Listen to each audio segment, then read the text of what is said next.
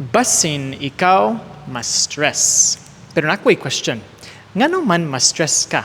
Unsa may rason? Unsay pinaka-common, unsay pinaka-big nga source sa atong mga stress sa atong kinabuhi? Hay, chika sa ta. Maayong buntag diha may igsuon, ako di ay si Father Sam niya. Kani ang ato ang Sunday Gospel Reflection. Nga every Sunday magpamalandong kita sa atong ebanghelyo sa atong Santos Kamisa every Sunday so that we know unsay mga inspiring words gikan sa atong Ginoo para sa atong kinabuhi. If ever wala mo'y time mo tan-aw sa kani nga video karon, pwede mo save sa kani nga video aron unyang gabi or basta na kay time pwede ka mo tan-aw sa tibuok nga video.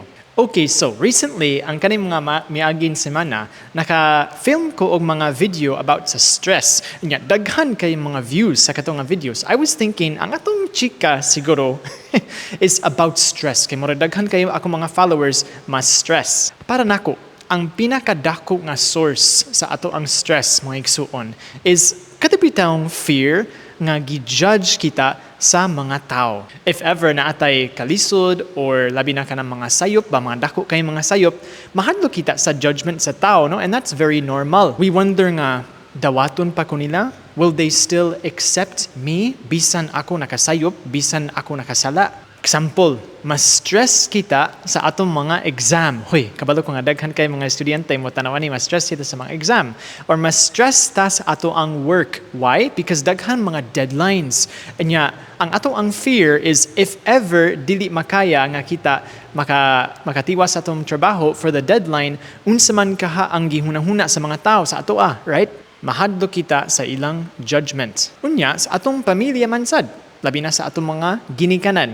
Kabalo ko nga daghan kay mga youth, mahadlok sila mga ginikanan because ganahan sila maglaag-laag sa gabi. Nya, if ever kanang dugay kay sila uli, gikasab-an sa mga ginikanan, nanana pa. Nya, after a while, we wonder, if ever maka-live up ko sa mga expectations sa akong family, labi na sa akong mga ginikanan. Mahadlok kita about their judgments. Ug labaw sa tanan, mga brothers and sisters, mahadlok kita sa Ginoo. Nga naman, because makasasala ba yata? And of course, we know nga ang God mo judge siya, right? We're so scared nga basin gipadala kita sa impyerno because nakasala kita and all of this kind of thing niya. Maura gyud ang atong image ni God. We wonder nga, what does God think of me? Because nakakita siya tanan. Ana ba? Nya, once again, mahadlok kita sa iyang judgment. Nya, behind sa katong fear sa judgment is the question, am I enough for them? Pero ang atong ebanghelyo, mga brothers and sisters, nindot kaayo, makatabang kayo ninyo if ever mahadlok mo sa mga judgments. Ang kwento, ang story goes like this. Naay batanon nga lalaki nga gikuha niya ang kwarta sa iyang papa before namatay iyang papa. Buot pasabot nga gusto niya is patay na iyang papa, no?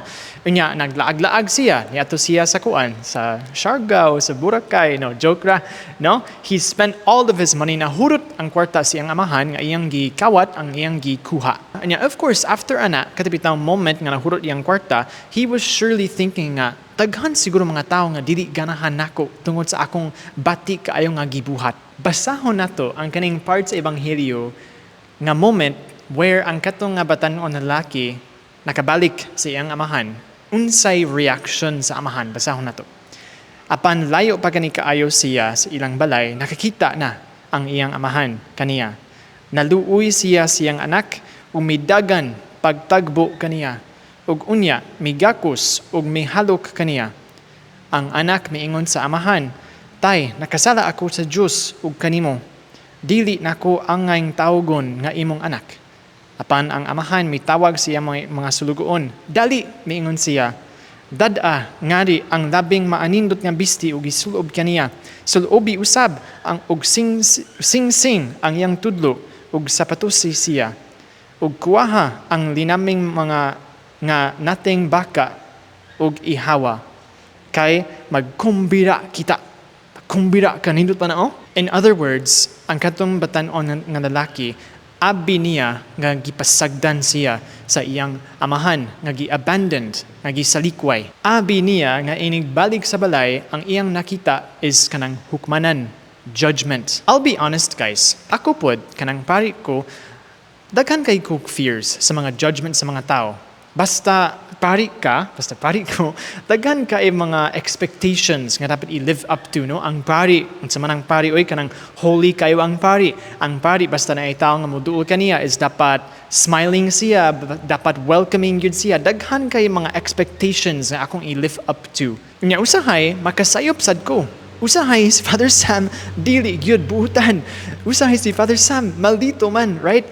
Makasayop ko. Pero I know that dawaton ko sa Ginoo. Anya, katapitang knowledge that I am always accepted by God, mao ang akong force, mao ang akong strength, mao ang akong kaisog batok sa mga kalisod, batok sa akong mga stressors, batok sa tentasyon, batok especially sa discouragement. Basta ako mulduol ko sa Ginoo, happy kaayo siya. And ikaw pod, basta ikaw mo duol sa Ginoo, happy kayo siya. So I hope nga ang tanang mga tao nga motanaw sa kining Sunday Gospel Reflection, at least they can hear once in their life nga special, nga precious mo sa mata sa Ginoo. Bisan unsa inyong nabuhat, dawaton mo sa Ginoo. Unya, pirmi na ay mga tao nga dili ganahan nato. Let's be honest, in our world, daghan kay mga enemies, daghan kay mga tao nga makahatag kanato og stress because we feel like dili kita ka live up silang expectation and therefore gi-judge. But I also want to say nga naasad mga tao siguro sa imong kinabuhi karon who love you very much and who support you. Pero especially sa kada mga moments sa atong life nga feeling wala joy tao nga modawat nato, brothers and sisters, ang Ginoo modawat siya ninyo. If ever nakay-dako kay nga sala, if ever nakay-ulaw kayo nga sala, God is waiting for you aron makakumbira mo. Nindot kaayo nga karon panahon sa Kwaresma, mangumpisal mo para makabalik mo sa Ginoo. Dali kaayo ta mo give up sa atong self, right? Sa atong mga sayop, sa atong mga sala, but God will never give up on you. Maigsuon, basta kamo ma-stress, amping sa inyong stress, ha? Kabalo ko nga lisod kayo ang life usahay. But I hope at least ang kaningang reflection, ang atong ebanghelyo, makahatag kaninyo o kanang peace bitaw, kanang kalinaw, nga yes, life is difficult. Lisod kayong kinabuhi, stressful kayo ang kinabuhi, pero naang Ginoo. So padayon gihapon ta. Salamat kayo sa pagtanaw. Please subscribe to this YouTube channel and kita-kits puhon.